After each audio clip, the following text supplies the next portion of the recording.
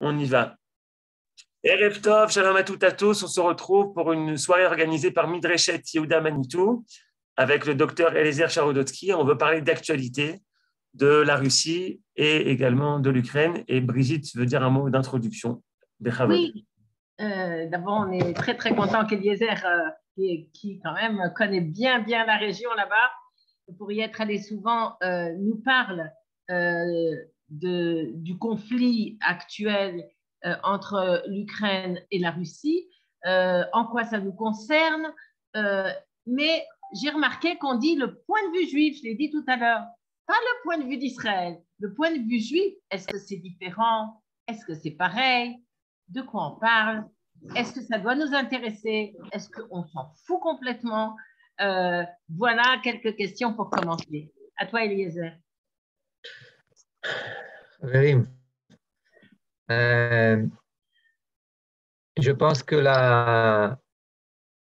votre présence et votre demande qu'on parle de ce sujet, en laissant pour l'instant de côté les thèmes historiques dont on parlait, eh bien, votre demande et votre présence en nombre, ça veut dire beaucoup de choses.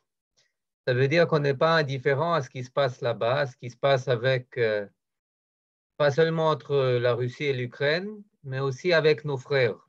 Et pas seulement nos frères en Ukraine, mais aussi nos frères en Russie, parce que eux aussi, ils sont dans comment dire, Betsara. Ils n'ont pas la vie facile. Alors, je vais essayer de parler de tout ça. D'abord, je vais me présenter d'un autre côté, pas du côté historien, pas du côté spécialiste de, je sais pas, d'Israël, d'histoire juive, etc., mais comme quelqu'un qui, dans l'équipe de ce qu'on appelle la Midrasha Tzionite, nous avons travaillé pendant une quinzaine d'années avec notre centre juif sioniste, basé dans le centre de Kiev, à 2 pas de la place de la Victoire. Imaginez-vous que c'est pas une place qui est dans les faubourgs, et à côté de ce qu'on appelle le Yev Baz, Yevreïski Bazar, le chouk juif, qui était traditionnellement un des centres juifs de la ville de Kiev. Ma grand-mère, entre autres, qui va, Bezrat Hashem, bientôt dépasser les 99 ans, est née là-bas.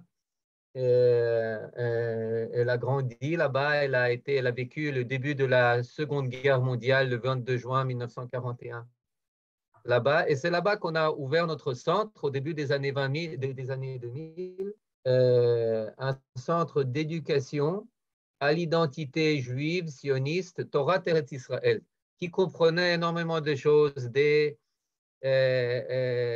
camps d'été, des camps d'hiver, des centres de formation pour moniteurs, pour madrichim, une bibliothèque, une communauté naturellement, un mouvement de Aliyah avec un mouvement qui a eu suite ensuite pour les Bogrim, pour les bacheliers de la Midrasha Tzionite qui ont en centaines et plus ont fait leur Aliyah. C'était un truc très très joli qui a cessé de fonctionner il y a quelques années.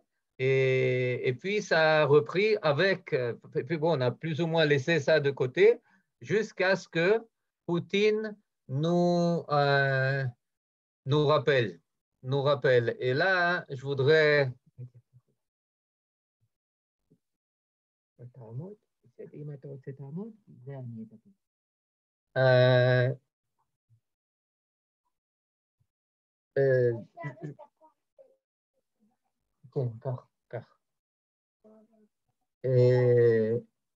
Et donc là, on était, comment dire, on allait, c'était des va-et-vient. Tous les mois, j'étais en Ukraine. Je ne sais pas, peut-être une centaine de fois en tout et pour tout, du début des années 2000 jusqu'en 2015, 2017. Même après que la première guerre commence en 2014 avec les séparatistes de Donetsk, de Lugansk, l'intervention cachée, camouflée russe, etc. Mais là, aujourd'hui, je ne voudrais pas parler de l'aspect géopolitique, je voudrais parler, comme Brigitte a dit, de l'aspect juif. parce que, qu'on le veuille ou non, il y a énormément de Juifs encore qui sont restés là-bas, un peu moins de 200 000 dans des grandes communautés comme Kiev, comme Kharkov, comme Dniepro, Dniepropetrovsk. Ça s'appelait à l'époque soviétique, maintenant ça a été renommé Dniepro, comme Odessa, et beaucoup d'autres villes avec une forte population, une forte activité juive. Et ils ne vivaient pas tous dans des comment dire, cercles communautaires. Il y a beaucoup qui vivaient de manière à part. Mais je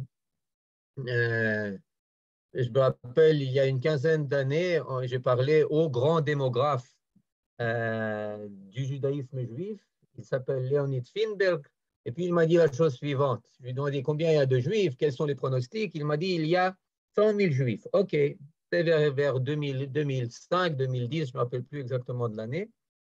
Et quelle est la tendance? Alors sa réponse était, eh bien écoutez, vu que la population, elle vieillit, eh bien on perd une dizaine de milliers de juifs tous les ans, avec la mortalité et avec la alia.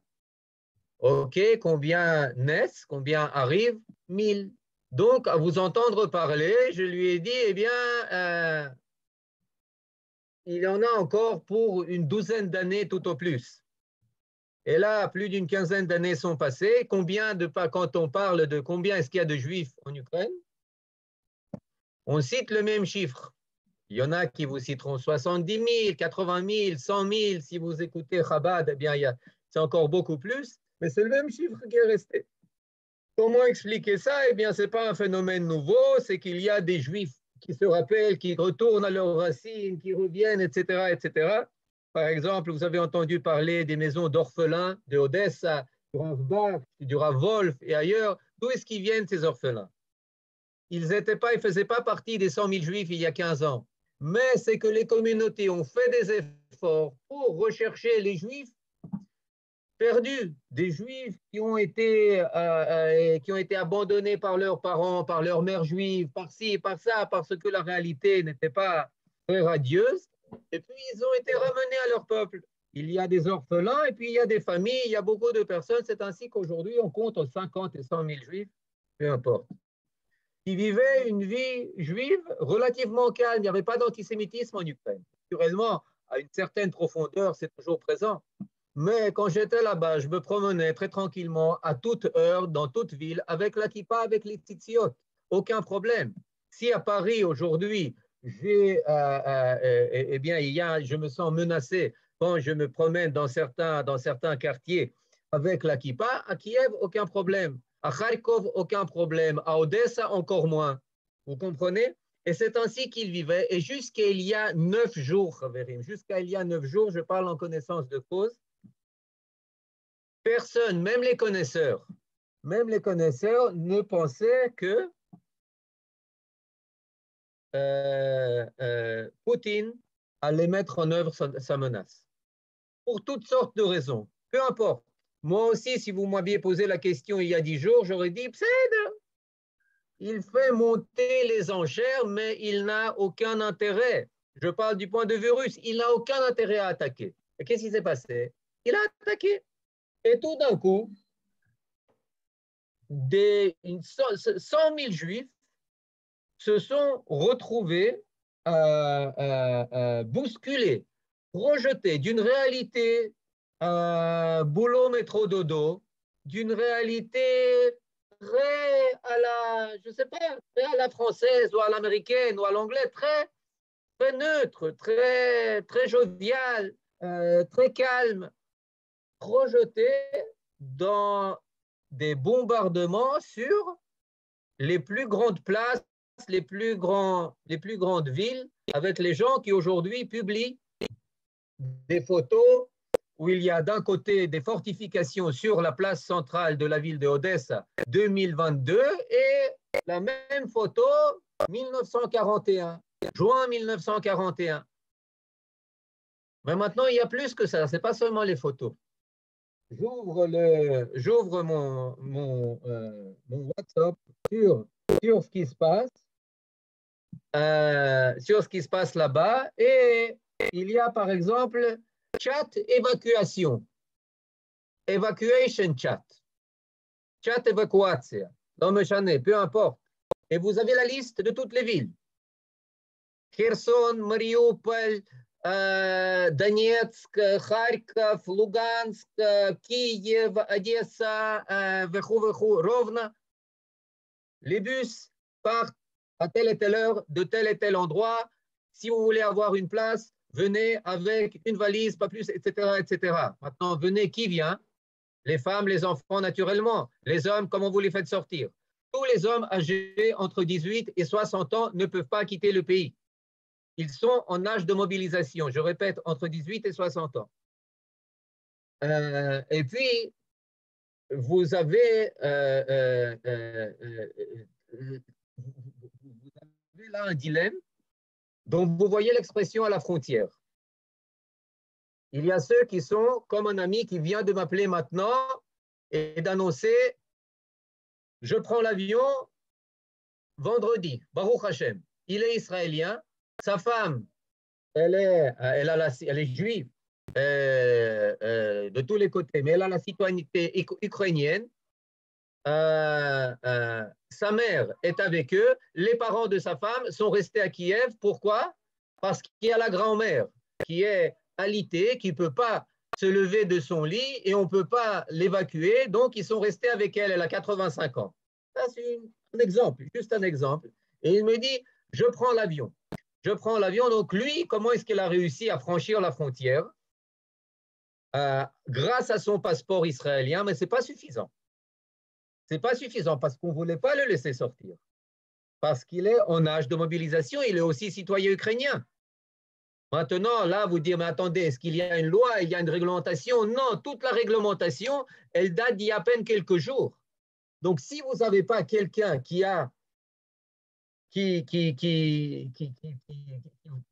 vous soutient et qui a peut-être une responsabilité, qui a comment dire, un passeport diplomatique pour vous aider à passer la frontière, vous pouvez avoir un problème. Pourquoi est-ce qu'il a passé? Parce qu'il était accompagné d'un des grands rabbins d'Ukraine. Mais qui est le grand absent de toute cette histoire? Le grand absent qui n'est pas présent du tout, j'ai honte de le dire, c'est l'État juif. Le peuple juif, et là je reviens à ce que Brigitte tu as dit, le peuple juif et les prisons. Les rabbinim de Chabad, les Beit Chabad, ils sont présents. Karlin Stolin, ils sont présents. Ichud Hatzalah, ils sont présents. Des organisations spontanées de volontaires, dont entre autres je fais partie, Midrashat Tzionit, elles sont présentes et elles sont là à aider. Ceux qui sont absents, c'est ceux qui devraient garantir le bon passage et la bonne arrivée de ces juifs, pour l'instant la majorité, très grande quantité de juifs, de venir en Eretz Israël. Et donc je reviens à ce que je voulais dire, je me suis laissé emporter parce que ça me tient à cœur. Et c'est une chose très, très importante. Mais on va y revenir. En attendant, vous arrivez à la frontière. On vous dit, soit vous arrivez à passer, comme le cas de mon ami, qui vont Bezrat Hashem arriver en Israël comme Chichi, parce qu'il est israélien, et pas seulement israélien, mais il a été accompagné. Soit on vous dit, non, les hommes, ils restent de l'autre côté. Alors là, qu'est-ce que vous faites? Un homme, il est marié, il a 2, 3, 4 enfants, on ne sait pas, ils ont le choix. La femme et les enfants, ils peuvent passer la frontière et à ce moment-là, ils devront se débrouiller seuls parce que personne n'est là pour les aider, sauf les organisations d'aide juive, encore une fois. Pas de l'État d'Israël, je le répète, pas de l'État d'Israël. Batei Chabad, Keilot, etc., etc. Soit il reste de l'autre côté de la frontière, et c'est pour ça qu'il y a énormément de camps ou de communautés frontalières ou proches de la frontière où ces juifs restent, qui ont quitté déjà leur maison, et en attente de possibilités de passage, de changement, de réglementation, de je ne sais pas trop quoi. Vous comprenez? Avec l'image qui change. Eliezer, je m'excuse, mais moi j'ai déjà entendu plein de fois de plein d'endroits différents du consul d'Israël en Ukraine que oui, ils aident. Qui disent dans tous les pays limitrophes de l'Ukraine, il y a des gens de l'ambassade ou du consulat qui aident les Juifs à passer. J'ai entendu ça plein de fois. Quelles sont tes sources? Il y a des gens du consulat, il y a des gens de l'ambassade. C'est très, très loin d'être suffisant pour les dizaines de milliers de Juifs qui arrivent. Moi, je vous présente maintenant pas la version officielle. Je vous présente la version des gens et des centaines de personnes qui sont en contact quotidien avec les membres de la Midrasha Tzionite. Je pense là en tant que membre de la Midrasha Tzionite, qui ont là-bas leurs parents, leurs amis, etc., et qui sont heure par heure, minute par minute, au quotidien, au fil, au téléphone. Certains sont partis là-bas pour aider et qui entendent des appels de personnes, 200 personnes qui sont arrivées, qui ont réussi à passer la frontière polonaise sans rien, avec à peine une valise, avec, je ne sais pas, avec des pantalons et des chemises. Ils sont arrivés à Varsovie avec leurs propres moyens. Ils ont pris un hôtel avec leurs propres moyens. Personne n'est là pour les accueillir, ni l'agence juive, ni Native, ni l'ambassade. Idem dans d'autres endroits, comme l'Hongrie, etc. Je ferme juste. J'en profite, Eliezer, puisque J'en profite, Eliezer. On a entendu parler du plan du ministère de l'Alia et de l'intégration. Il ne se passe rien avec ce plan, il a été mis en place, il est resté au niveau du papier. Où est-ce qu'on en est? Ce qu'on voit, tout d'abord, ce que je vous dis maintenant, ce n'est pas moi qui le dis. C'est des sources intérieures du gouvernement. Tout simplement, naturellement, il y a certaines sources du gouvernement. Tout simplement, naturellement, ils ne vont pas le dire à la presse. Mais ce que je vois, c'est qu'il y a un gouffre entre certaines bonnes intentions dont on entend parler et la réalité sur place. Pourquoi est-ce que c'est Zaka qui doit organiser un avion de Roumanie ou Ihoud Hatzalah, je ne me rappelle plus, ou Zaka ou Ihoud Hatzalah, de Roumanie en Israël? Pourquoi est-ce que ce n'est pas Médinat Israël?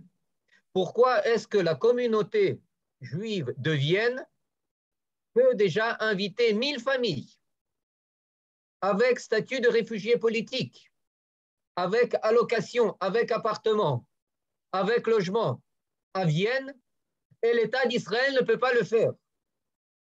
Pourquoi? Maintenant, l'État d'Israël, au niveau de la nation, au niveau du peuple, il y a une auto-organisation folle, auto-organisation de centres qui sont prêts à accueillir, qui sont prêts à rassembler des médicaments, des choses de première nécessité, qui sont là dans les Yishuvim, dans Gush Etzion, dans Talmon, à Ma'ale Adumim, à Ariel, à Jérusalem, qui sont prêts à accueillir et pendant les premiers mois, des gens qui viendraient, mais ça fait 9 jours qu'il y a la guerre et il y a à peine quelques dizaines de personnes qui sont atterries, alors que des dizaines de milliers ont déjà passé la frontière. Je ne parle pas, je laisse de côté maintenant les dizaines de milliers qui veulent déjà partir de Russie. Eliezer, c'est dû à quoi? Tu penses que c'est un manque de volonté de l'État d'Israël ou un manque de moyens? Pourquoi ce constat-là? Une incapacité à fonctionner. Et puis, un oubli de ses responsabilités vis-à-vis de son peuple. Quand mon Premier ministre passe par-dessus la tête des réfugiés juifs pour jouer le grand médiateur diplomate mondial, Adoni Rosh HaMemshala, Adoni Rosh Memshelet Israël, Rosh Memshelet Medinat Yehudim, essaye de prendre la responsabilité de tes frères avant de jouer les grands héros. et je l'ai dit à dessein, avant de jouer les grands médiateurs internationaux. Il y en a beaucoup comme toi. Il y en a beaucoup qui jouent les grands médiateurs, mais il n'y a personne qui joue la carte du sauveur du peuple juif. Et là, il faut sauver le peuple juif. On a une occasion fantastique de se réveiller pour sauver le peuple juif. Parce que des juifs comme vous et moi, pris complètement au dépourvu, du jour au lendemain, privés de leur, pas seulement de leur paix, de leur profession, de leur école, de leur métier, de leur quotidien, de leur demeure, sont sur les routes. Ils sont toujours sur les routes. Il y a ceux qui ne peuvent pas partir parce qu'ils sont âgés, parce qu'ils sont malades, parce que, comme des chefs de communauté qui disent maintenant, on vous appelle, oui, mais on est en clandestinité, on est en cachette. Pourquoi est-ce que vous êtes en cachette? Ils ne peuvent pas le dire. Une des raisons peut-être parce que naturellement, ils veulent être. L'Ukraine a besoin de soldats, on peut le comprendre. On peut très bien le comprendre. Je la comprends très bien d'ailleurs. Mais moi, avant tout, je veux les faire sortir. C'est des têtes de communauté, des chefs communautaires, etc., différentes personnes. Et ce que j'entends du jour au lendemain, de jour en jour sur comment dire, sur le feed des groupes WhatsApp, c'est des gens qui demandent de l'aide pour passer de Kharkov à Lvov, pour passer de Lvov à Ivano-Frankovsk, pour passer de Ivano-Frankovsk à la frontière de l'autre côté. Est-ce que les Juifs sont menacés particulièrement? Pour l'instant, non. Il y a plus de 400 000 réfugiés qui ont franchi la frontière. Parmi eux, il y a quelques dizaines de milliers de Juifs. Je n'ai pas les chiffres, je ne sais pas si quelqu'un a les chiffres exacts. D'ailleurs, les chiffres exacts, on devrait les avoir. Et c'est une des responsabilités du gouvernement d'avoir ces chiffres. Il y a des dizaines de milliers qui sont de l'autre côté de la frontière, qui ne l'ont pas franchi. Et là,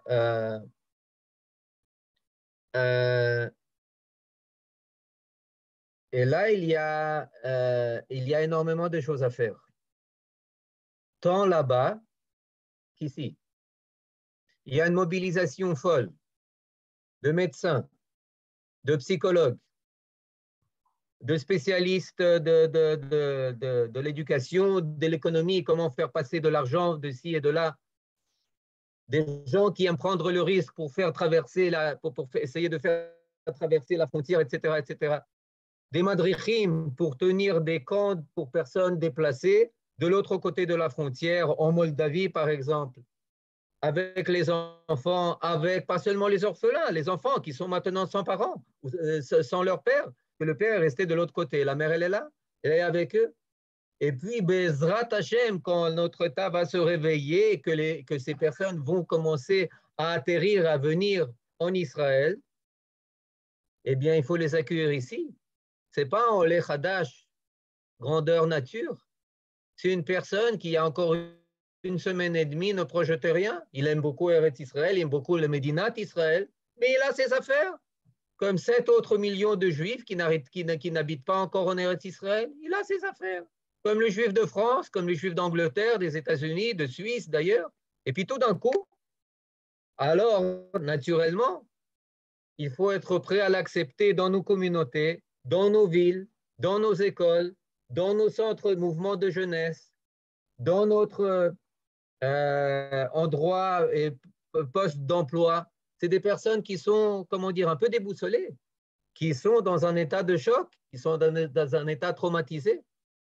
Voilà, je regarde les questions, ce sera plus intéressant. Et je m'excuse d'être aussi dur. C'est tout simplement, c'est pas. C'est le message qu'on n'arrive pas. J'ai parlé à une demi-douzaine de personnes à ce sujet, spécifiquement pour qu'ils me disent, mais je leur demande, est-ce que c'est ça? Ils me disent, oui, c'est ça. C'est l'image qui ressort, c'est le tableau qu'il y a sur les lieux des affrontements. Il y a peut-être des raisons politiques par rapport à la Je te culture. relais, Eliezer, Oui, les questions intéressantes. Tu dis oui, justement ok. qu'il faut tout faire pour aider ces Juifs d'Ukraine à venir en Israël, à les aider à sortir, à passer la frontière. Alors, premièrement, il y en a qui disent, bon, ça fait des semaines qu'on leur a dit de venir, et puis ils n'ont rien fait. Donc, d'une certaine manière, peut-être un doigt accusateur. Et la deuxième chose, c'est ce que tu penses que finalement, ils veulent s'intégrer. Ça veut dire qu'ils vont venir, peut-être que dans quelques semaines, à la fin de la guerre, ils vont dire, nous, on refait nos bagages et Alors là, on repart. merci pour ces questions, parce que c'est ces questions, etc., qu'on se pose vis-à-vis des autres, mais qu'on s'est très peu posé vis-à-vis de nous. Je fais un bref historique. À part première, deuxième, troisième aliyah, il n'y avait pas d'aliyah d'idéaliste. Toutes les aliotes, quatrième, cinquième, la fin de 40e, après personne déplacée, 51, la dernière grande aliyah d'Union soviétique, c'était toutes des aliyahs a posteriori. La veille de la grande vague des années fin 80-90, Yitzhak Shamir a parlé avec ses collègues américains pour que l'Amérique n'accorde plus le statut de réfugié aux Juifs d'Union soviétique qui tous en masse pensaient quitter le paradis des ouvriers pour aller au paradis Golden State, oui, aux États-Unis, pour aller aux États-Unis. Et puis, du coup, du jour au lendemain, les portes se sont fermées et la déferlante du million de Juifs qui pensaient qu'ils n'avaient rien de sioniste parce qu'ils ne pouvaient pas être sionistes à cette époque, c'était difficile, sont arrivés en Eretz Israël. Et combien sont restés en Israël? 95%, Khaverim. 95%. Alors on peut devenir sioniste a priori et on peut devenir sioniste a posteriori. La majorité des Juifs qui sont en Israël aujourd'hui, c'est des sionistes a posteriori. Et une fois qu'ils sont là, eh bien, ils se mobilisent. Ils vont à Golani, ils vont à Tzanchanim, ils vont à Mishmar HaGvul, ils vont servir, ils vont se mobiliser là, et ça devient leur pays. Et c'est leur pays, tout simplement. À un certain niveau, c'est des Tinokot Shenishbu. Ce sont des Juifs qui ont été pris en otage et auxquels on n'a pas pu apprendre, etc., etc. Maintenant, est-ce qu'ils vont rester, est-ce qu'ils ne vont pas rester? Je vais vous dire de qui ça va dépendre. Vous savez de qui ça va dépendre? Ça va dépendre de nous. Ça va dépendre de l'accueil.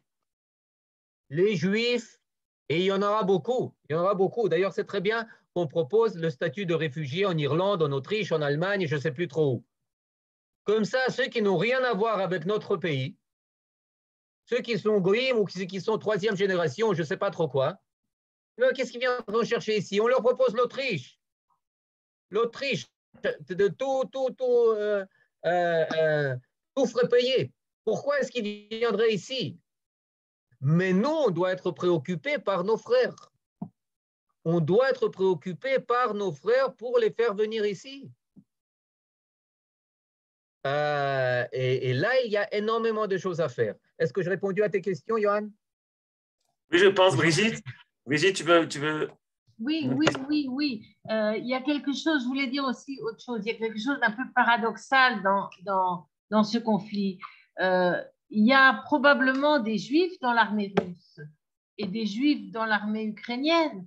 Donc, on se retrouve devant ce cauchemar terrible de Juifs qui vont tuer des Juifs pour des causes qui ne sont peut-être pas les leurs. Ça, c'est toujours vrai. Lorsque vous rajoutez à ça l'équipe du président ukrainien et qui lui-même est ukrainien et lui-même a passé le contrôle consulaire en 1994 pour venir en Israël faire son aliyah en tant que juif, pas en tant que Zakai, en tant que juif dans le cadre du programme Nahalé. Alors, c'est le monde à l'envers. C'est le monde à l'envers. Et je connais, ça fait mal au cœur véritablement des jeunes. Vous voyez leurs photos dans les uniformes de Tzal. Ils ont servi dans Golani, dans Tzanchanim, etc. Et puis maintenant, ils disent, Khaverim, je vais revenir en vainqueur d'Ukraine. Ils partent en Ukraine pour combattre, ils partent maintenant d'Israël pour combattre en Ukraine. En 2014, ceux qui ont formé l'armée ukrainienne, c'est des amis, aussi des amis à nous. Il y en a un qui était Samal Begolani, sergent Golani. sergent dans Golani, là-bas, à l'époque, c'était officier haut gradé. Il les a entraînés et beaucoup d'autres personnes comme lui. Alors oui, dans l'armée russe, c'est une folie. L'armée russe, c'est une folie. Si vous pensez que ces enfants qui viennent combattre l'Ukraine de Russie savent ce qu'ils font, ils ne savent pas ce qu'ils font.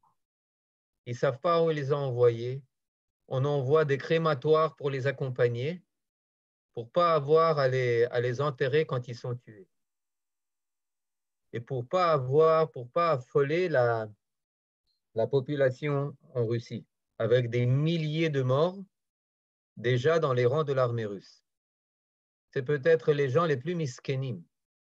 Après lavage de cerveau, après endoctrination, ils ne savent pas pourquoi ils vont faire la lutte. Ils font face à un peuple qui, lui, sait pourquoi il lutte. Les Ukrainiens, ils savent très bien pourquoi ils luttent. Ils connaissent très bien leur histoire, ils connaissent leur langue, ils ont une fierté nationale, ils ont un ethos national.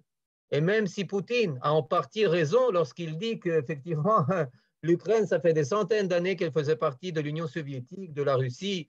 La Russie, son giron natal, c'est l'Ukraine, c'est Kiev, c'est la première capitale de la Drevnia Russe, de la Russie antique, etc., etc.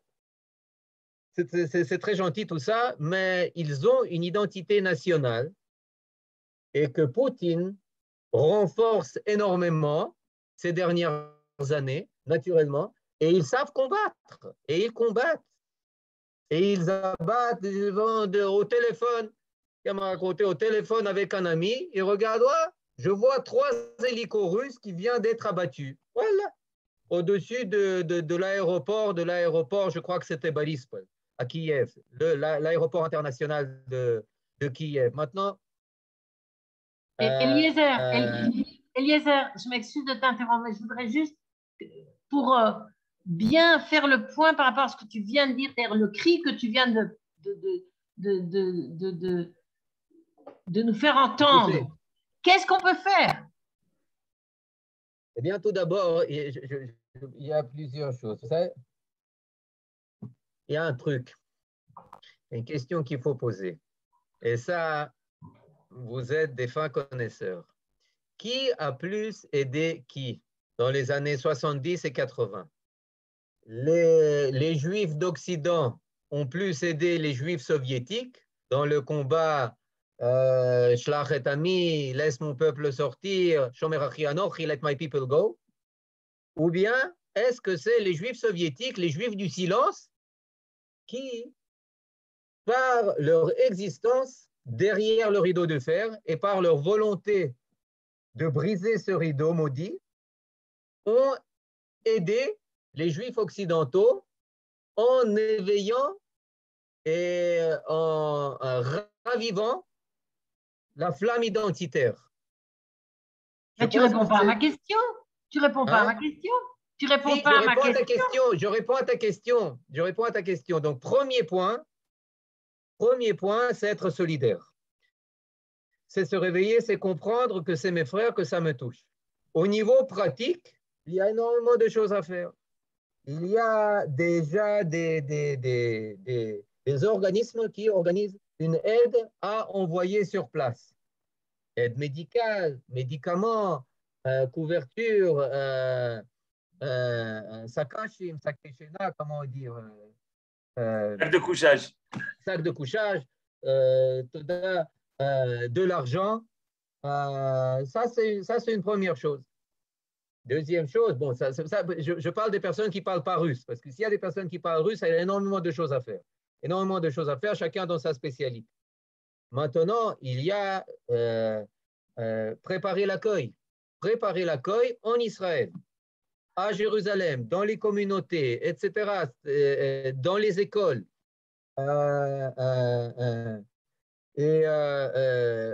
Préparer ou récolter des besoins de première, des éléments de première nécessité. Pourquoi? Parce que les gens qui vont arriver ici, ils peuvent emporter avec eux 3 valises de 23 kilos plus 7 kilos de bagages à main. Mais est-ce que ce n'est pas plus utile de faire pression sur le gouvernement? Et troisième chose la plus importante, c'est faire pression pour le gouvernement pour qu'il se rappelle que c'est avant tout un gouvernement du peuple juif et qu'il doit prendre responsabilité, pas seulement pour les Israéliens, entre parenthèses, il faut dire que énormément d'Israéliens sont encore bloqués en Russie, que ce soit à Kharkov ou que ce soit ailleurs, en tant qu'étudiant, en tant que membre de famille, en tant qu'homme d'affaires, en tant que je ne sais pas tout ce que vous voulez, mais qu'il faut prendre la charge de son peuple avant de jouer les grands diplomates. Il faut mettre en place un corps messima, je ne sais pas comment on appelle, une force pas de frappe, mais une force de sauvetage du peuple pour quelqu'un qui coordonne ça. Pas que ce soit à tort.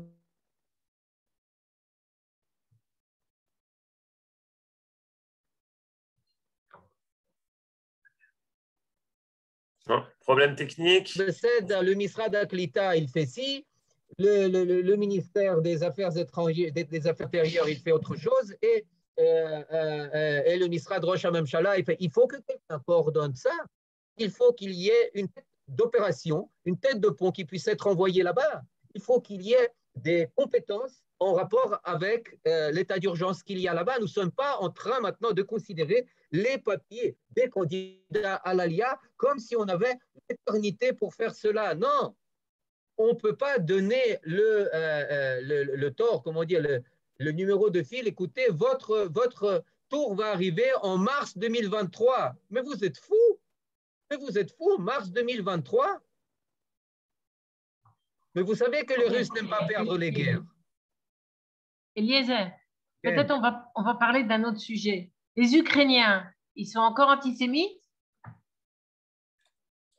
Et j'aimerais rajouter sur ce que tu poses, Brigitte, parce qu'on a des gens dans le chat qui nous disent de toute manière, les Ukrainiens sont les plus grands nazis. Et il y en a, on entend beaucoup de gens qui disent c'est bien fait pour eux. Pendant la Shoah, ils nous ont tués. C'était les pires geôliers. Dans les camps, il y avait quelques SS, il y avait beaucoup de gardiens ukrainiens. Qu'est-ce que tu penses, comme demande Brigitte, est-ce qu'ils sont encore antisémites? Mais aussi au niveau théologique, est-ce qu'on doit dire c'est bien fait pour eux et voilà quoi. Je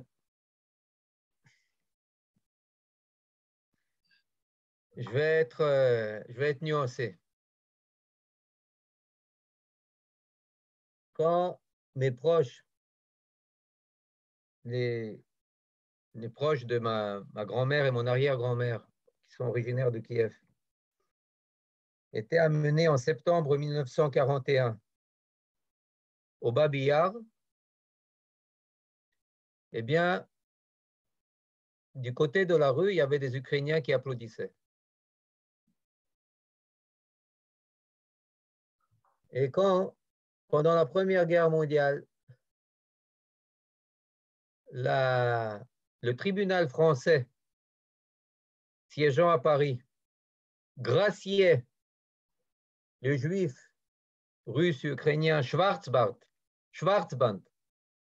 parce qu'il avait assassiné à Paris Simeon Petliura, Imarchman Vezichro, qui était responsable de ce qu'on aurait nommé aujourd'hui la Shoah de la Première Guerre mondiale s'il n'y avait pas eu une seconde Shoah pendant la seconde.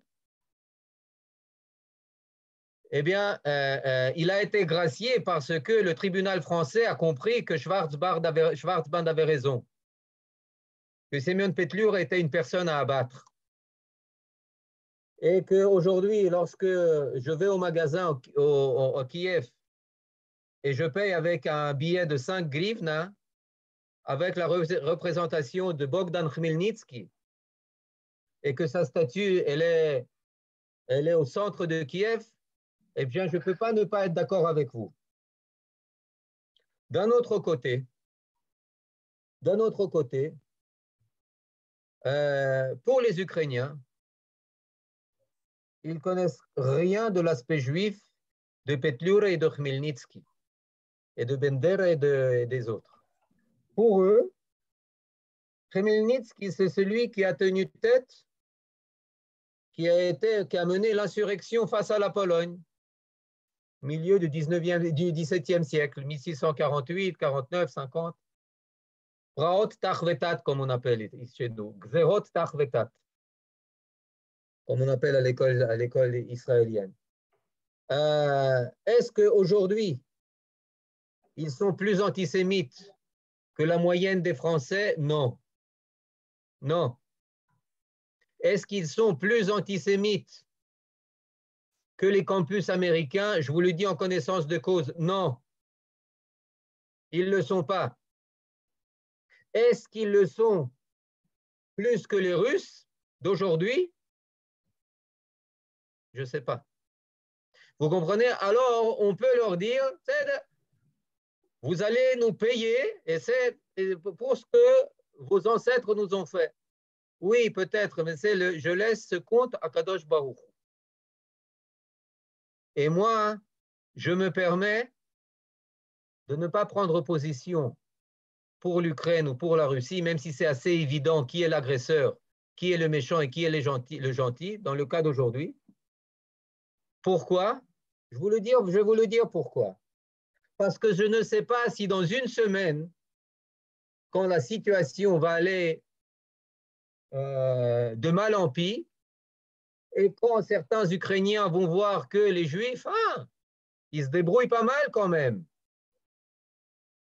Ils ont des bons gardiens, ils ont des personnes qui prennent, qui les prennent en charge. Et nous, là, et puis ils fuient le pays.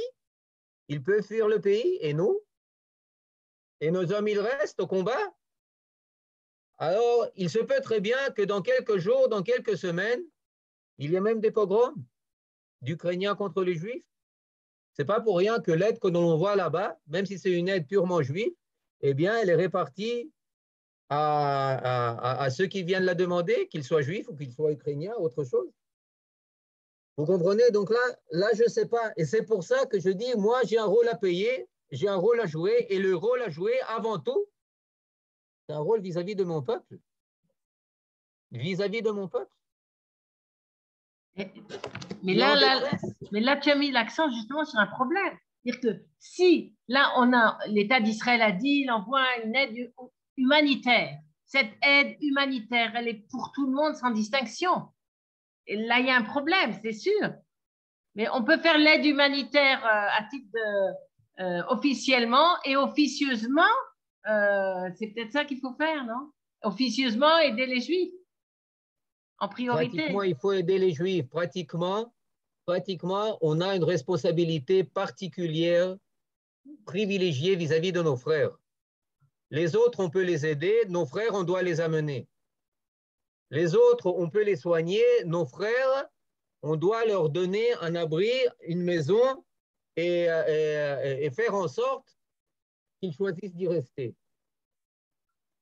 Et ça, c'est une chose très, très importante. Il y a une différence. Bien entendu, il y a l'aspect universel. Il est très important.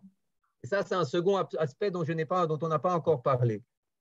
Mais c'est un aspect qui n'a force et qui n'a valeur que si on assume avant tout l'aspect juif de notre identité.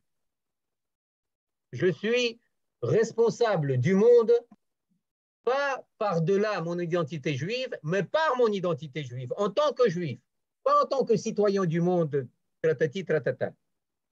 Ça, c'est une chose très importante. Et c'est pour ça que j'attends de mon gouvernement qu'il envoie des avions et qu'il s'adresse à nos rabbins qui sont là-bas et qui portent cette chose, cette affaire et nos volontaires sur leur épaule pour l'instant et qui leur demandent, bon, Yalla, dis-moi qui est juif ici? Cela. Il y a tous les jours, voilà, il y a, je ne sais pas, on vient de commencer à parler, il y a 20 messages qui sont arrivés, 20 messages qui sont arrivés et qui parlent tous de bus, de train, de ci, de besoin d'une telle personne qui est dans telle ville qui a besoin d'aide, d'être évacuée ou d'être rapatriée ou d'être ci ou d'être ça. De faire confiance à ces personnes, les embarquer dans l'avion, tu as des problèmes, règle-les à Nadbag, règle-les à Ben Gurion. Mais avant cela, tu sauves les personnes. Maintenant, je veux rajouter une autre chose. Il y a une déferlante qui va arriver si Poutine ne ferme pas la porte en déclarant l'état d'urgence qu'il a dit qu'il allait faire, des Juifs de Russie, juste pour, comme on dit, les saber et à Ozen, dans des différents programmes pour jeunes. En Israël, d'habitude, la demande est de entre 1000 et 2000. Et là, il y a 5 jours, c'était déjà 17 000 qui voulaient prendre. Jeunes juifs de Russes? De Russie, de Moscou et de Leningrad, de Saint-Pétersbourg. L'essentiel, c'est là-bas qu'il y a les Juifs. Et il y a énormément de Juifs. Il y a là-bas pas mal de 200 000 Juifs. Croyez-moi, ils ne veulent pas rester sous Poutine. Et pas seulement à cause de la crise économique, mais parce que la Russie est en train de revenir à ses sources impériales, tsaristes, etc. Quoi qu'on dise de l'attitude de Poutine vis-à-vis des Juifs, elle est secondaire par rapport à son identité impériale, russe,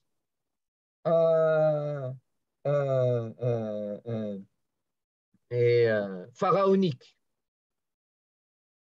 Yoann, je propose qu'on ouvre les micros. Oui, moi j'ai une autre question, une autre perspective. Toi, tu as parlé de la perspective juive, mais dans la perspective d'Israël. Nous, très souvent, dans le conflit israélo-palestinien, on entend, et peut-être moi j'ai envie de dire aux Européens, bah, laissez ce que vous pensez, on s'en fout. On s'en fout, ne prenez pas part ni pour l'un ni pour l'autre. C'est un conflit qui concerne les Palestiniens et les Israéliens. Et là, c'est peut-être un des premiers conflits où finalement où on entend le monde qui dise Israël, vous prenez part pour qui? Est-ce que vous êtes pour l'Ukraine? Est-ce que vous êtes pour la Russie? Vous avez refusé de donner des armes à l'Ukraine. Qu'est-ce que tu penses dans ce conflit? Est-ce qu'on doit prendre part vers l'un des deux? Ou peut-être pas? Peut-être ce n'est pas notre rôle. Et si oui, est-ce qu'on devrait être plus pro-russe ou pro-ukrainien? Tout d'abord, lorsque c'est l'Europe qui s'adresse à moi, eh bien, j'ai quelques questions à lui poser. Avant qu'elle me pose des conditions, moi, je voudrais lui poser quelques questions. Est-ce que une politique de violation des droits de l'homme vous dérange partout ou seulement quand il s'agit des Russes contre les Ukrainiens? Je ne fais aucunement référence à l'Iran, bien entendu.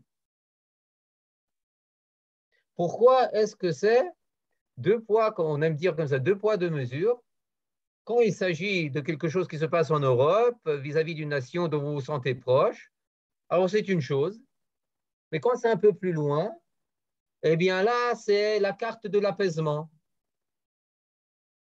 Pourquoi vous ne jouez pas la carte de l'apaisement vis-à-vis de Poutine? Pourquoi seulement vis-à-vis de Ahmadinejad, Khamenei et la suite, et les Iraniens? Ça ne vous dérange pas qu'ils mettent à feu et à sang la Syrie, l'Irak, le Yémen, le Liban, le Proche-Orient, le Moyen-Orient? Ça ne vous dérange en rien? Peut-être ça vaut la peine, peut-être. Et vous n'avez pas honte comme le chancelier Schleu qui vient d'arriver ici, tout en signant et tout en soutenant l'accord avec l'Iran dans une hypocrisie, mais maître d'œuvre, maître d'art en hypocrisie. Oui, non, non.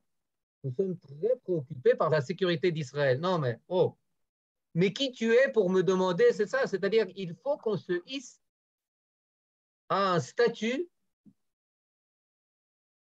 un peu plus grand qu'un État provincial qui doit choisir entre les propositions qu'on lui fait. Les relations internationales ne sont pas un jeu d'enfant. C'est qui les gentils, c'est qui les méchants. Les relations internationales, c'est un peu plus complexe que cela. Et même au niveau moral. Même au niveau moral, je ne veux en aucun cas être du côté d'un Occident qui bat des records d'hypocrisie. De notre côté, je ne veux en aucun cas être du côté de Poutine. d'un troisième côté, oui, aujourd'hui, l'Ukraine, elle est la victime et puis elle tient face à la Russie. Mais on a une histoire. Et puis demain, peut-être, on va venir vers moi et me dire, ah, mais tu as soutenu l'Ukraine. C'est très bien. Mais tu sais qu'au Moyen-Orient, c'est toi, Poutine, et les Palestiniens, Zelensky. Tu as pensé à ça?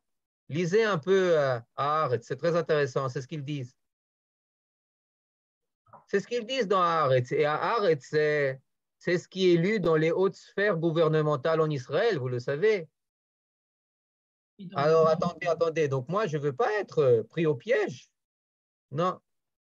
Et puis, il y a une autre chose. Qu'est-ce que je dois faire? Et ça, c'est encore une fois en réponse à beaucoup de questions que vous avez posées. Il y a un livre du Rav Kook qui s'appelle Oroth. Et dans le deuxième chapitre qui s'appelle Oroth Milchama. Oui, Menachem, je vous vois, vous avez fini de terminer, de traduire les Oroth de Eretz Israël, d'accord? Mais il y a Oroth Milchama. Et qui dit là-bas, Mamlachot mitgarot zo bezo, mitorer koach Mashiach. Quand les royaumes se font la guerre, eh bien, il y a une force messianique qui se réveille. Et comme le Rav Kook, en 1917, sur fond de Première Guerre mondiale, s'est dit, c'est pas pour rien. Il faut que de cette guerre, la Géoula avance. Yalla, une déclaration, s'il vous plaît. Yalla, des brigades juives, s'il vous plaît, quelques légions juives. Et puis, il y a une renaissance du peuple juif, malgré la détresse et la quasi-Shoah de la Première Guerre mondiale. Maintenant, vous allez dire, mais attendez, là, c'est pas la même chose. On a déjà un État, on est déjà une puissance, etc., etc. Oui, mais est-ce qu'on a une identité? Si on croit bon la Torah, qui dit qu'on doit être une bénédiction pour les peuples, si on fait foi à Rabbi Yehuda Halevi qui dit que nous sommes le cœur des nations, est-ce qu'on prend au sérieux ces choses-là ou bien on se contente d'une place de second, troisième, 12e violon dans le concert international, à être dans la salle d'attente des médiateurs? Vous comprenez? Donc là, le but et l'objectif, c'est de renforcer notre identité, c'est de renforcer notre unité, c'est de réveiller notre identité, réveiller notre gouvernement, entre autres. Et s'il ne fait pas le changer, mais le réveiller à ses obligations vis-à-vis de son peuple. Eliezer, je m'excuse. Je voudrais absolument que tu répondes. Là, Myriam a posé une question terrible. Si on pense à l'histoire de l'intégration des Olim Hadashim, elle demande, Israël a-t-elle les moyens d'intégrer d'un coup autant d'Olim? Alors, quand on pense comment on a les Juifs du Maroc, etc., ont été intégrés, dans quelles conditions? Réponds, s'il te plaît, à cette question. C'est important. Ça, c'est Myriam, c'est la question la plus facile qui a été posée aujourd'hui. Mais... On est aujourd'hui une superpuissance avant tout économique. Vous comprenez? Je vais vous donner un exemple. Il y a des institutions très, très importantes en Israël qui se sont adressées à nous pour dire, on veut aider, donnez-nous, comment, dites-nous qui aider, comment aider, par où faire passer l'argent, où mobiliser les choses, etc. C'est aujourd'hui l'état des lieux. Les gens veulent aider. Maintenant, qu'est-ce qu'on leur répond? Et là, j'ai presque les larmes aux yeux. J'espère que ça va changer. Bezrat Hashem, qu'il y ait naisse, qu'il se réveille là-bas. Je leur réponds, Chaverim. Il y a énormément de choses à quoi aider, mais c'est tout conditionné par une chose. Est-ce que les Juifs vont arriver ou non? Est-ce qu'on va envoyer des avions pour chercher ces Juifs? est-ce qu'on va leur faciliter le processus d'Aliyah? Sans parler, on peut toujours aider les Juifs qui sont là-bas. Mais les Juifs qui sont là-bas, c'est aider, je ne sais pas combien de temps cette guerre va continuer. Je sais juste une chose. Les Russes n'aiment pas perdre la guerre. Ça ne veut pas dire que ça doit nous faire peur. Ça veut dire qu'on doit comprendre que ce n'est pas les sanctions économiques qui vont arrêter Poutine. Non, ce n'est pas ça. Ce n'est pas ce qui va l'arrêter. Et vous regardez son histoire, vous regardez ces guerres, que ce soit en Tchétchénie, début des années 2000, que ce soit ces deux guerres finlandaises en 1920, en 1939-40, c'est des guerres que la Russie a perdues. Elle les a perdues. Mais pour ne pas les perdre, elle a sacrifié des centaines de milliers de soldats. Des centaines de milliers de soldats. Pour prendre quelques kilomètres en Finlande Sud et pour raser Grozny, la capitale de la Tchétchénie, au début du 21e siècle. Soit la Russie et l'Union soviétique se démantèlent, et alors là, elle perd la guerre, elle reconnaît sa défaite en Afghanistan. Pourquoi je dis ça? Je dis ça que Poutine, à moins qu'il y ait un miracle, qu'il y ait quelque chose, Poutine ne va pas poser les armes. Il va sacrifier des dizaines de milliers, des centaines de milliers de ses soldats. Et il faut le prendre au sérieux. Donc, on doit comprendre que la solution pour le peuple juif, ce n'est pas de déménager de Lvov à Krakow et de passer de Krakow à Vienne ou à Nuremberg. Ce n'est pas la solution. La solution pour le peuple juif, c'est d'être à Jérusalem ou à Gush Etzion ou à Rishon LeZion ou à je ne sais pas trop quoi entre Eilat et Metula. C'est ça la solution. Et c'est ça qu'on doit préparer. Eliezer, est-ce que tu penses que c'est peut-être le rôle justement des Olim de France qui sont dans la même chala, qui sont dans le gouvernement, ou peut-être à Victor Lieberman, je ne sais pas, parce qu'il est russophone, est-ce que c'est à lui de faire pression? À la dernière remarque, je préfère ne pas réagir. C'est la personnalité la plus cynique que je connaisse. À la première remarque, oui, bien sûr. Bien sûr. C'est très important. Les gens, quand ils arrivent, quand ils sont déboussolés, quand ils sont nouveaux, ils ont besoin d'une chose. Ils ont besoin d'un grand sourire et d'une grande chaleur. Et ça, c'est une chose qui marche toujours. Et ça, vous savez le faire, mieux que quiconque. Ils ont besoin d'une communauté qui les invite pour Odmeat Pesach, pour le Leil HaSeder. Qui les invite Odmeat Yom HaAtzmaut, pour, etc. Il y a énormément de choses à faire. C'est des gens qui sont éduqués, c'est des gens qui sont cultivés, c'est des gens qui parlent des langues très souvent. Alors, il y a énormément de choses à faire. Et puis, mais avant tout, montrer qu'on n'est pas indifférent, montrer qu'on est avec eux. Et Sarai le Yaakov, ou Mimen Nivasheken, grâce à nous. Et je recherche mes frères. Et ça, vous l'avez fait dans les années 70, en allant de l'autre côté du rideau de fer. Et bien maintenant, c'est encore une fois, c'est pertinent. Je travaille dans une fondation qui finance, qui est faite par des Juifs originaires d'Ukraine et qui sont des millionnaires et qui finance des projets éducatifs au Maroc, en France et en Suisse francophone. Et on est là-bas avec mon ami et collègue Asher Zanzouri, nous sommes conseillers et on fait des formations, etc., etc. Des Russes qui aident des Français, juifs, comme des Français aidaient les Russes dans les années 70 et 80. C'est quelque chose il y a une affinité, il y a rien d'étonnant. Ah, ben il y a le langage. Eliezer, je voudrais revenir sur la remarque que tu as faite sur l'identité tout à l'heure. Oui. Quand les Américains sont sortis d'Afghanistan, je crois qu'il y a eu un discours de Poutine en disant, voilà, les Américains, ils sont faibles. Les Américains ne croient plus en eux-mêmes, ils ne croient plus en rien, c'est le postmodernisme. Donc, il faut faire très attention. C'est à cause de cela que la guerre a été déclarée. Est-ce que Israël ne peut pas tirer de cela une leçon, à savoir c'est que quand on est faible à l'intérieur, faible dans son identité, que les guerres se déclarent. C'est effectivement une leçon qu'on doit tirer. La question, c'est pourquoi est-ce qu'on ne le fait pas encore? Eh bien, parce que je crois, c'est comme ça que c'est mon analyse. Les données idéalistes et morales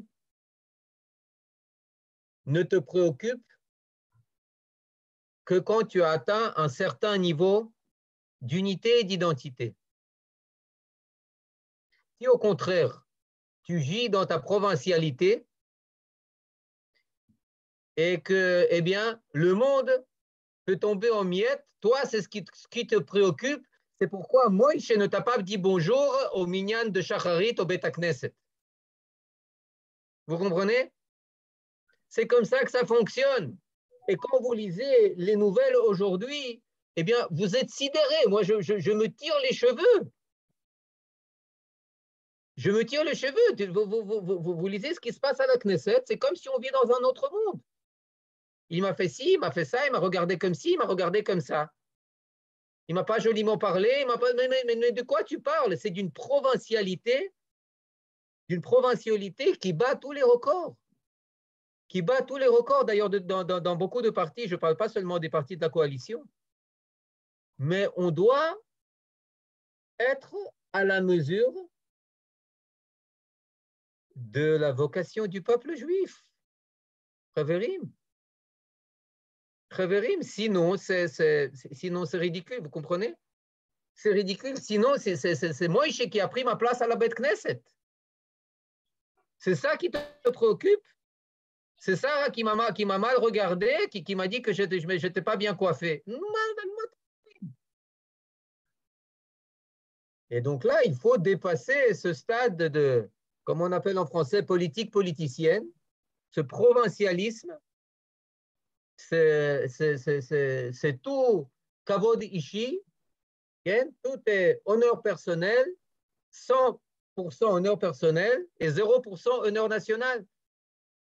Il y a des vases communicants, plus tu investis dans l'honneur personnel, dans le kavod atzmi, le respect de ta personnalité individuelle, moins tu t'investis dans le kavod leumi, dans le kavod olami. Quand la seule chose qui te préoccupe, c'est ton statut. Ouais, je suis le grand médiateur, je suis le grand si, je suis, comme il a dit le ministre des Affaires étrangères, du bon côté de l'histoire. Tagidli. C'est quoi le bon côté de l'histoire? C'est Berlin? C'est Biden? C'est ça le bon côté de l'histoire? Tu connais l'histoire? Tu l'as appris depuis quand l'histoire? Tu sais c'est quoi le pivot de l'histoire? C'est le peuple juif. Il fait partie de ton équation, oui ou non?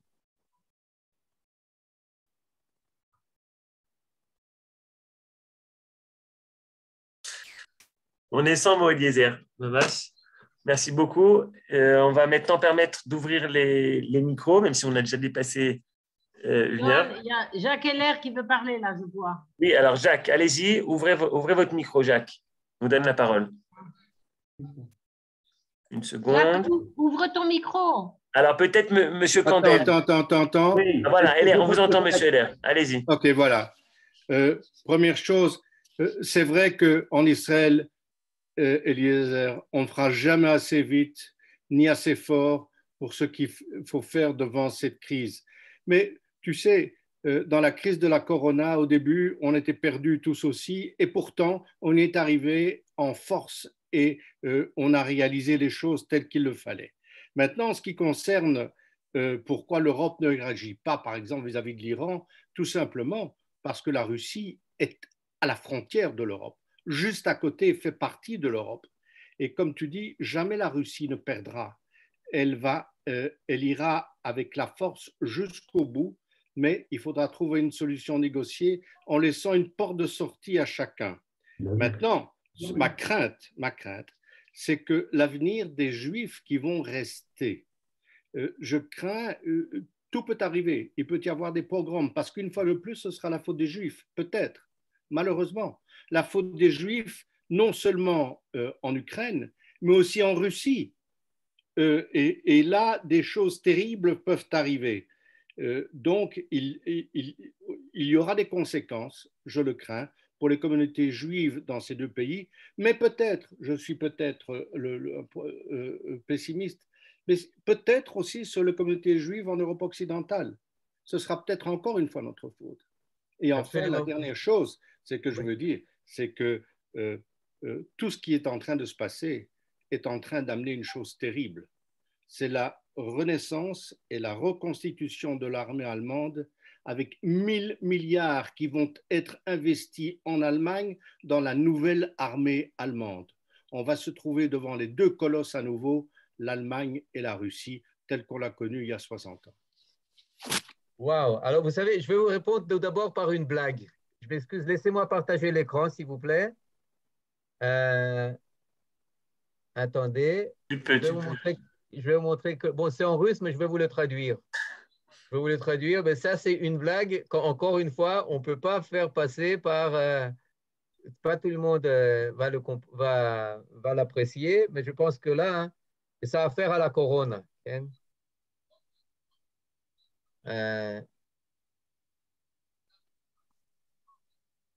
Moi, je l'ai vu, Voilà. cette blague. Non, c'est en russe, tu n'as pas pu la voir.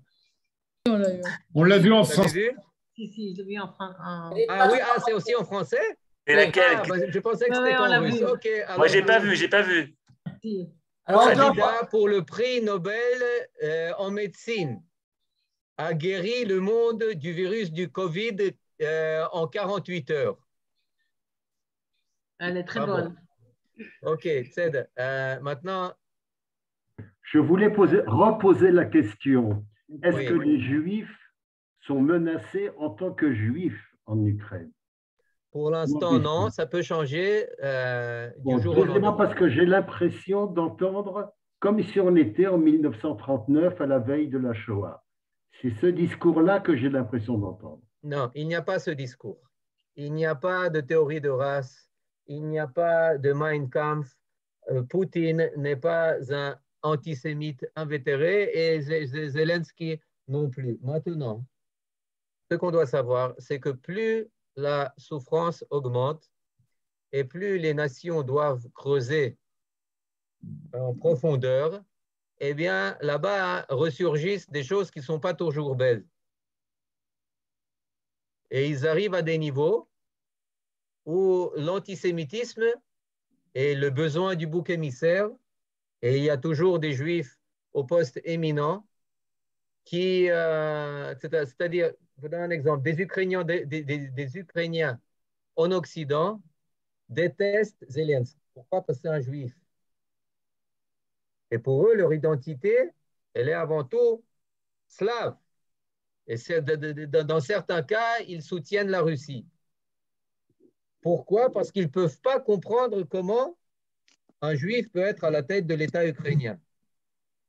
Et là, il faut savoir que cette chose-là, quand au début des années 2000, il y avait le juif qui a reconstruit la courbe de Jérusalem, qui s'est présenté comme candidat en présidentielle ukrainienne, il s'appelle Vadim Rabinovitch. Et on a ri. Je me rappelle, c'était la meilleure blague. La meilleure blague au Kiev dans les années, années 2000, 2000, je sais pas, c'était 2013, 2014, quelque chose comme ça. Il s'était présenté et dit, mais c'est ridicule. Mais attends, tu es juif et avec un nom comme ça, Rabinovitch, tu te présentes? Et donc, tout d'un coup, Zelensky, qui n'a jamais caché ses origines, il ne les a jamais mises en avant, mais il ne les a jamais cachées, tout d'un coup, il est là.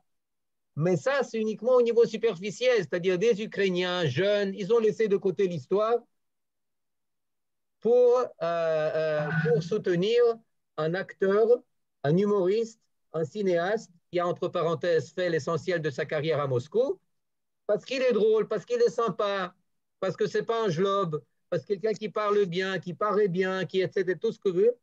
Mais maintenant, ce n'est pas la même réalité. Maintenant, ce n'est pas la paix et la joie, etc. Maintenant, c'est une réalité de guerre où on doit retrouver des sources beaucoup plus profondes. Alors, effectivement, ça peut ramener l'antisémitisme en Russie aussi, croyez-moi. Et les prétextes ne manqueront pas. L'armée allemande, je suis tout à fait d'accord avec vous. Tout à fait d'accord avec vous.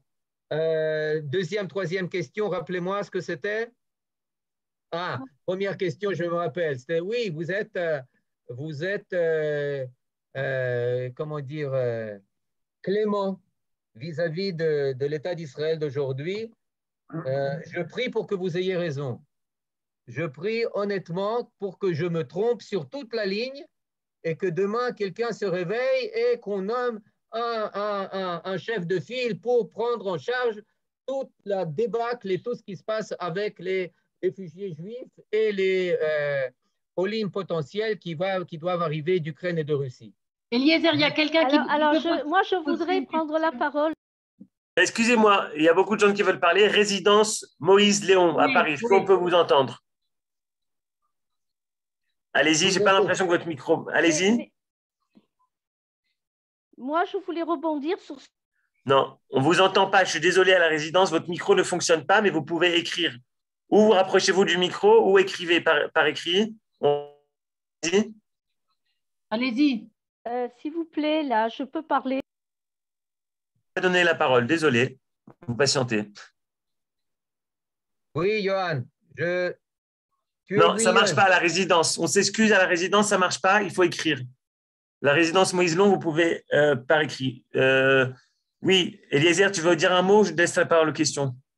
Non, les questions, c'est toujours… Noémie, allez-y. Alors oui, moi, je voudrais rebondir sur ce que vient de dire Eliezer.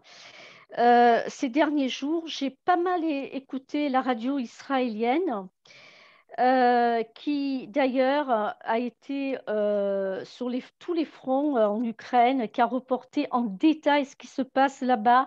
Et c'est tout à fait ce que vous dites, Eliezer. C'est vraiment la situation. Jusqu'à ce matin, ils ont interviewé une personne qui vient d'arriver à 6 heures du matin, qui a passé 3 et 4 jours jusqu'à arriver pour prendre l'avion. Et cette personne se plaignait, elle est israélienne, mais ukrainienne aussi, elle se plaignait de l'accueil déplorable comment on dit déjà, l'aéroport, avec, comme vous dites, aucun sourire, aucune chaleur, des heures d'attente, une bureaucratie lourde, des employés qui ne savent même pas quoi répondre, quoi dire. Et c'est ça la réalité, vous avez raison. Et cette réalité, elle est transmise sur la radio israélienne tous les jours parce qu'ils interviewent des Israéliens sur place. Vous avez parlé de personnes qui ont fait l'armée ici, qui sont retournées là-bas en Ukraine pour se battre. Ils ont interviewé cette personne-là. Et vous avez totalement raison de tout ce que vous dites. Et c'est reporté quotidiennement dans la radio israélienne qui n'a pas peur de dénoncer le manque de présence et l'activité juive. Voilà. Est-ce que vous avez une question à adresser au docteur Eliezer ou pas? Non, je voulais corroborer tous ces propos-là, que c'est la réalité, que je le confirme parce que je l'ai entendu dans la radio israélienne. Voilà, c'est tout. Merci. On réessaye avec la résidence. Dites un mot. Résidence Moïse Léon. Non, par écrit. Écrivez votre question. On la prendra en compte. Écrivez, on veut vous répondre. Par écrit. Alors, d'autres. Myriam, je vois Marlène ou Myriam qui voulait dire un mot. Oui, moi, je veux dire un mot. Vas-y. Je crois qu'on est un peu pessimiste. Il y a 2 jours, il y a eu à Cannes et Khadesre, ils ont parlé d'un avion qui est arrivé 3 jours avant le début de la guerre, des Olim Khadashim qui sont en Aria, qui ont été reçus comme des rois. On s'en occupe, on est tout le temps là et les gens ont dit on est très heureux d'être en Israël, on s'occupe de nous. Bon, c'est vrai qu'on a peur parce que notre famille est restée, mais je crois qu'on est un peu trop… J'ose pas trop dire. En plus, Israël a envoyé 3 avions avec plein de… Je sais pas, qu'est-ce qu'on peut faire de plus? Eliezer, il n'a pas été assez clair. Vas-y, remets-en une couche, Eliezer. Non, je crois que c'est un peu exagéré de… Non. C'est ce que je pense. Je crois qu'Eliezer a été un peu dur avec le gouvernement israélien. Voilà, idiot. Il ne faudrait pas oublier qu'on a une frontière commune avec la Russie, ça s'appelle le Golan. On a des accords avec eux qui sont capitales pour l'Israël et il faut naviguer entre les gouttes. C'est pas facile. Je trouve que ça a été un peu dur, mais je comprends. Mais Jacques, moi, j'ai rien dit au sujet. Ben oui, Jacques, non, j'ai rien dit quant à la position d'Israël qu'Israël doit prendre entre la Russie et l'Ukraine. J'ai dit en introduction à mes propos que je ne veux pas parler de, c'est pas de cela que je veux parler. Croyez-moi, ça ne froissera en rien Vladimir Poutine qu'on envoie une escadrille pour rapatrier quelques dizaines de milliers de juifs d'Ukraine. Ça va ne froisser et n'avoir aucune influence néfaste ou quelconque relation avec la Russie. Ce que je dis, c'est l'absence totale d'Israël et des instances israéliennes aux frontières, dans les centres d'accueil, dans les capitales des pays frontaliers, pour faire le processus pour amener les Juifs qui ont passé la frontière en Israël. Il n'y a aucune présence pour faire ça, ou une présence minime, comme si on était en temps de paix, de l'autre côté de la frontière, pour prendre en charge des Juifs qui fuient la guerre pour arriver à bon port. Et j'ai donné un exemple que des communautés, des petites communautés, au travers, je ne sais pas, Bratislava, Vienne, Nuremberg, je cite des noms concrets de communautés qui invitent des centaines de familles juives. Pourquoi est-ce que l'État juif ne peut pas faire ça? Ah, la résidence, ça marche. OK. Alors, deux questions très simples. Quelle différence vous faites entre le peuple juif et Israël? Et deuxièmement, est-ce que vous voulez, bien que rien ne soit comparable à rien, réitérer l'opération Moïse de l'Éthiopie? Merci d'avoir finalement mentionné quelque chose qui va dans le sens qu'il faut faire, de ce qu'il faut faire. Je ne sais pas si ça doit s'appeler l'opération Moïse. Je ne sais pas combien d'avions on doit envoyer, etc., etc. Mais si d'un côté, on aide l'Ukraine, on envoie 3 avions pour alimenter l'Ukraine en Aleph Bet Gimel, eh bien, moi, je m'opposerai aucunement que ces 3 avions, quand ils sont sur la route du retour, qu'ils embarquent 1 millier de Juifs, hommes, femmes et enfants. Je ne sais pas s'ils sont repartis vite, je ne l'ai pas suivi. J'espère que je me trompe et qu'ils ont embarqué quelques personnes encore avec eux. Mais effectivement, peut-être qu'ils l'ont fait. Peut-être qu'ils l'ont fait. Croyez-moi que si ça avait été fait, on l'aurait entendu. Non, mais ceci est une initiative privée. C'est l'association Machav qui a envoyé. Vous comprenez, et à plus forte raison, c'est une initiative privée. Ce n'est pas une initiative d'Israël, de l'État d'Israël. C'est ça, c'est ce que je vous dis. Je vais dans votre sens.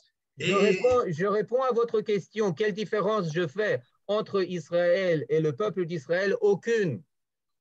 Si je faisais une différence, eh bien, j'aurais aucune attente de l'État d'Israël.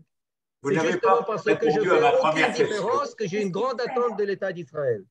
Oui, vous n'avez pas répondu à ma première question, s'il vous plaît. C'est ce qu'il fait là. Si, justement, il vient de répondre en disant que pour lui, peuple d'Israël ou peuple juif, justement, c'est la même chose. Et c'est pour ça qu'il demande à l'État d'Israël de se réveiller face aux frères juifs en Ukraine. On fait tous partie du même peuple. Famille Fermont. Merci. Rina, je crois que tu voulais dire un mot ou je ne sais pas si c'est… Ton micro, on n'entend pas.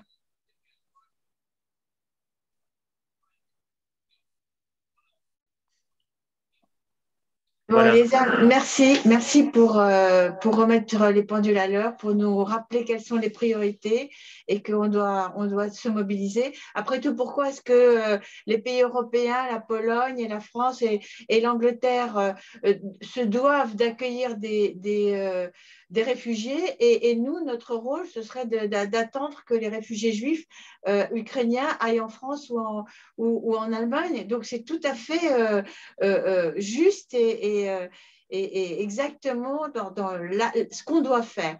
Et maintenant, Tachles, où se tourner pour agir et pour aider? Voilà. Donne-nous des adresses, des associations et comment chacun de nous on peut envoyer un mail.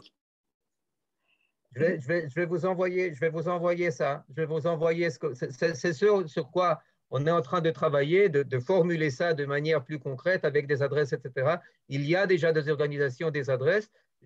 Dites-moi, je vais l'envoyer, je ne sais pas, à Brigitte, à Abraham, à Rivka, à Johan, Ken, et puis vous puissiez le... Parce que nous, on te suit.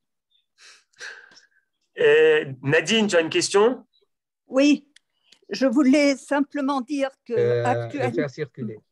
Effectivement, ils sont très, en apparence très. C'est ce qu'ils me disent, mais qu'ils viennent. Mais attends, mais qu'ils viennent. Mais depuis quand est-ce que l'État d'Israël agit comme ça? Est-ce qu'avec les Juifs russes, dans les années 70, 80, 90, mais qu'ils viennent? Non, ils ont tout fait pour qu'ils viennent, parce que c'est comme ça. C'est là que veut dire prendre la responsabilité. Et donc, c'est une indifférence un peu ambiante qui est reflétée aussi dans les sphères. Pas dans toutes les sphères, parce qu'encore une fois, je vous le répète, c'est de l'intérieur que j'entends cette plainte de Chosertifkoud, de dysfonctionnement. Je ne l'ai pas inventé. Je l'entends d'amis qui sont en Moldavie, en Pologne, en Ukraine et ailleurs. Et donc là, c'est un réveil qui doit être pas seulement « Ah, réveillez-vous là-bas », c'est nous qui devons nous réveiller. Moi aussi, je dois me réveiller. On ne peut pas se contenter de jouer les analystes en relations internationales. On va prendre deux questions d'affilée. Nadine et après la résidence à Moïse. Nadine.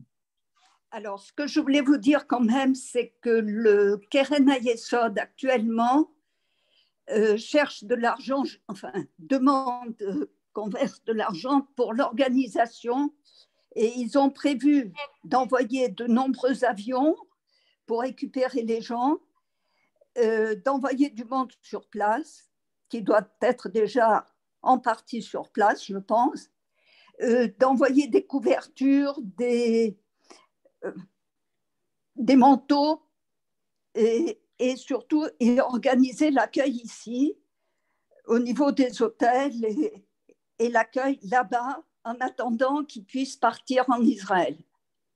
Donc, si vous voulez donner l'argent, vous avez le Keren HaYesod actuellement. Et hier, j'ai envoyé sur les différents réseaux l'adresse où il faut l'envoyer, mais je peux encore vous la communiquer. Merci Nadine, merci beaucoup. On passe à la résidence Lyon et après M. Cherki. Résidence Moïse Lyon. Léon. Merci. En fait, je voulais interpeller le conférencier, excusez-moi, je n'ai pas retenu son nom. Eliezer. Eliezer. Est-ce que ce n'est pas excessif de parler de pogrom qui pourrait se produire à nouveau, alors qu'aujourd'hui, nous savons que l'État d'Israël existe et que jamais il ne laisserait faire et refaire de telles atrocités? Monsieur Cherki, peut-être, si vous avez une question, et puis après, Eliezer, tu réagis. David. J'ai juste une question. D'accord, c'est très bien d'avoir un cœur très large et très ouvert. Tu as mentionné l'Alia russe. Dans l'Alia russe, on a eu 40% de Goïm qui se sont installés en Israël. Obama. 30. Comment 30%. 30%, d'accord. Doesn't matter, actually. Avec les Éthiopiens, on a le même problème. Et avec les Ukrainiens, c'est évident qu'on aura le même problème.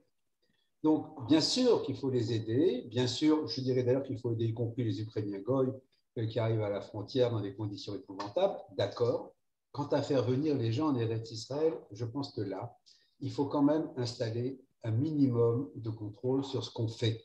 Je ne suis pas du tout d'accord avec l'idée que celui qui veut monter dans l'avion pour Israël monte. Je suis vraiment désolé, mais je pense qu'il y a là une question tout à fait centrale. est-ce que nous devons accueillir tous les gens qui demandent à venir en Israël, auquel cas il s'agit d'ouvrir les frontières, il va y avoir du monde. Donc, c'est bien clair que, bien sûr, il y a un devoir humanitaire vis-à-vis des Juifs ukrainiens, mais ça ne doit pas se transformer en foire à l'embarquement sur les avions d'El Al en direction d'Israël. J'ai fini. Merci pour la question. Tout d'abord, absolument. Absolument. Maintenant, il y a une chose qu'on doit prendre en compte. C'est qu'aujourd'hui, Israël est loin d'être le seul candidat à l'accueil. Il y a l'Irlande, il y a l'Allemagne, il y a l'Autriche, il y a même la Suisse, j'en ai entendu parler, je ne sais pas si elle est aussi généreuse, mais j'ai vu qu'il y a des familles qui sont arrivées en Suisse, d'Ukraine, juives. C'est-à-dire qu'une personne qui veut partir uniquement pour le confort, eh bien, elle a l'embarras du choix. Et là, Israël, c'est qu'une des possibilités. Et j'ai des bonnes raisons de croire que ce seront d'Afka des Juifs. Bien entendu, si je m'investis un peu dedans, si on s'investit un peu dedans, qui vont préférer Israël à l'Irlande ou à l'Allemagne. Ça ne va pas être toujours le cas. J'en connais beaucoup qui préfèrent l'Allemagne et l'Autriche. Ils veulent encore une station de passage avant d'arriver en Israël. Maintenant, il y a des propositions concrètes qui sont faites. Parce qu'aujourd'hui, ceux qui ont pris leur valise, ceux qui ont fait leur valise, ce n'est pas, comment dire, la troisième, quatrième génération, c'est toutes les communautés. Et ces communautés, elles sont juives à 100%. Oui, mais il y a 300 000 personnes qui ont traversé la frontière rien que le premier jour de l'invasion russe. Non, mais je pense non. Mais eux, ils ne veulent pas arriver en Israël. Je parle de ceux qui s'identifient en tant que juifs. Je parle de ceux qui sont, par exemple, le fils du grand rabbin, qui est maintenant du grand rabbin d'Ukraine, qui est maintenant avec une partie de la communauté en Moldavie. Je veux qu'un émissaire de Netiv vienne lui parler et lui demander, Yofi, Shmulik, dis-moi qui est juif là. Et il dit, lui le juif, 100 personnes. Maintenant, je les fais monter à l'avion. Et là, 90%, c'est des juifs. Peut-être qu'ils se trompent par-ci, par-là, mais jusqu'à présent, c'est ceux à qui on fait confiance. Quand on vient se marier à la rabbanoute, on amène la ktouba du rabbinat de Metz et de Nancy. Et on met pas, comment dire, on dit pas, non, il faut vérifier le rabbinat de Metz et de Nancy, peut-être que votre ktouba, elle ne vaut rien. Au même titre, tu dois faire confiance aux Rav d'Ukraine, de Biélorussie, de Lvov, de Dniepro, d'Odessa, etc., qu'ils connaissent ces ouailles. Ça, c'est une première chose. Une première chose. Maintenant, c'est-à-dire avant qu'on arrive à ce qu'on pourrait appeler le Erev Rav, il y a beaucoup de Juifs qu'on peut traiter et qu'on peut aider. Quand on arrivera en Erev Rav, crois-moi, David, je serai encore plus rigoureux que toi. On verra. Écoute, David, j'ai déjà fait mes preuves et je te donne des exemples. Je sais, mais il faut se rappeler que nous avons chez les Éthiopiens une partie des gens qu'on a amenés ici qui ne sont pas juifs. Nous avons la même chose chez les Russes. C'est un problème qui va en grandissant. On ne peut pas ignorer ce problème. Bien sûr, il y a un devoir d'aider les communautés juives, de ne pas être trop discriminant en temps de guerre. On n'est pas en train de vérifier si tout le monde est circoncis, c'est bien clair. Mais en même temps, je veux dire, il y a un devoir de vigilance. On ne peut pas faire n'importe quoi. Mais c'est un devoir de vigilance qui ne doit pas être au détriment de notre identité juive. Je suis d'accord. Si on les laisse de côté, ça ne va pas renforcer notre identité, ça va renforcer notre indifférence. Merci. Eliezer, est-ce que tu veux répondre à la question au niveau des Il y avait une première question qui a été posée de la résidence Moïse. À propos des pogroms. Est-il une possibilité de pogrom aujourd'hui en Europe, malgré qu'il y ait un État Israël? Vous savez, quand les pogromchiks, bon, il faut connaître l'histoire. Quand il y avait l'état des Hashmonéens, il y avait des pogroms en Alexandrie. Il y avait des pogroms à Gilad, en Syrie, en Transjordanie, qu'on appelle aujourd'hui. L'État d'Israël est un garant en Eretz Israël. En Eretz Israël. Il n'est pas garant ailleurs. L'État d'Israël, avec ça, un épisode peu connu, mais à l'époque de Shamir, était prêt à envoyer des avions pour sauver les Juifs d'Union soviétique au début des années 90, fin des années 80, parce qu'on attendait là-bas le pogrom.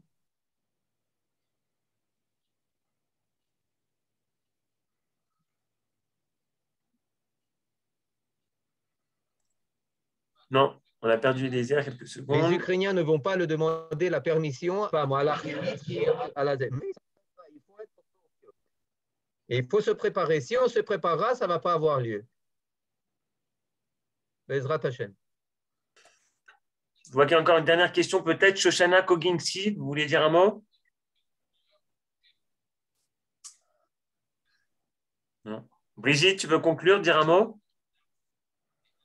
Mets ton micro. Je voudrais remercier Eliezer parce qu'il nous a donné des témoignages que nous n'avions pas et des informations que nous n'avions pas et des possibilités d'aider auxquelles nous n'avions pas pensé.